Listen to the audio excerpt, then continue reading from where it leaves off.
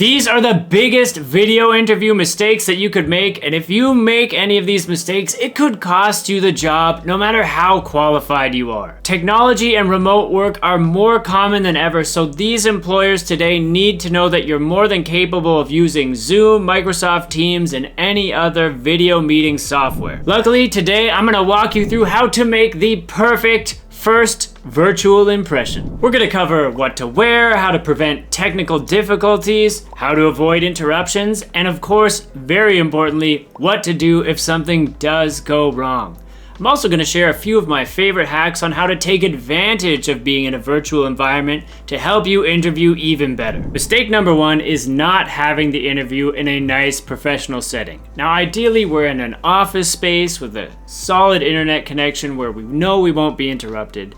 Now, if this isn't available to us, that's okay. Just make sure you have a nice plain background behind you. Now, some places to not have a video interview, and I've seen all of these happen, are in your car while driving, in a mall, in a coffee shop, and even on a walk. Mistake number two is not dressing appropriately. Obviously, we want to wear a nice professional upper half, but I'd also recommend wearing a nice matching professional bottom set in case we need to stand up unexpectedly. Mistake number three for video interviews is not testing the video meeting software in advance. If they invite you to a video meeting using a software that you're not familiar with, make sure to have a practice call on there so you can set up your camera and microphone permissions, and just so you're generally feeling comfortable using that software. Mistake number four is super common in video meetings. If it does happen, don't beat yourself up over it, but let's try to avoid this. The mistake is talking over people.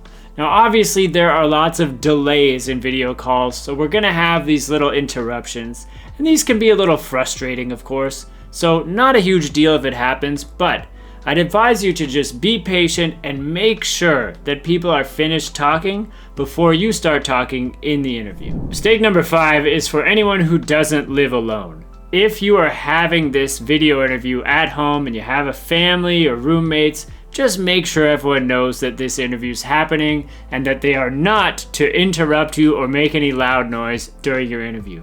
If this happens, it is not a huge deal, but again, it would be much smoother if we didn't have to worry about that. Mistake number six is trying to ignore or hide a problem that does come up during the video meeting. By this I mean if your feed cuts out, don't pretend that it didn't cut out, just ask them to repeat themselves. If there's some loud construction in your neighborhood or your dog starts barking, don't pretend it's not happening, just apologize. People are very understanding. We're all used to it at this point. Now, let me rapid fire on a couple of things that we can do to take advantage of being in a virtual setting that we couldn't do if this was an in-person interview.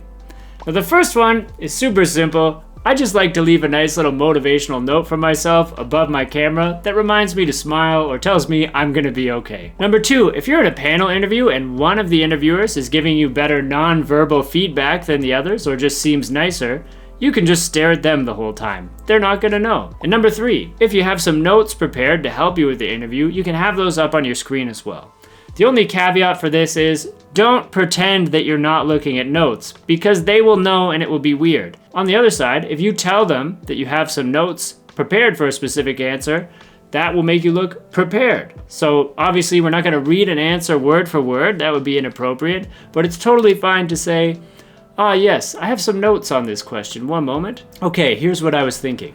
Now, if you're looking for extra advice on how to predict what interview questions are gonna come up, how to nail all of your answers, and make sure you're converting job interviews into job offers, I am currently creating a free job interview course that I'm gonna put right here as soon as it's ready.